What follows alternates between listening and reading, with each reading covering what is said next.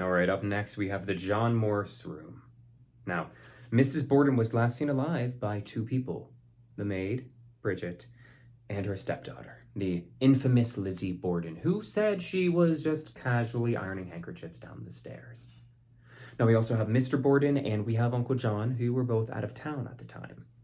Now, Mrs. Borden was actually found murdered in that very same room, which is why it's now the most requested room to stay in overnight at the Lizzie Borden Axe Murder House and Museum, otherwise known as the Murder Room. All right, now we have something that's very, very peculiar, is we never found any defensive wounds. We never found a sense of a struggle.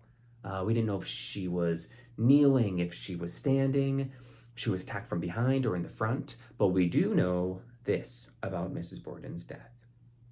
She had one blow, huge blow to the left side of her head, right around her left ear.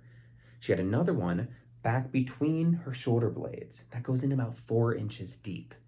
The rest of the wounds, all to the back of the head, back of the neck, totaling 19 wounds. I know, I got a migraine just thinking about it. Now, Mrs. Borden was actually found in a pool of her own coagulated blood. And by looking at the blood and the contents of her stomach, we can assume that she was murdered at around 9:30 a.m. That is about an hour and a half before they found Mr. Borden murdered as well.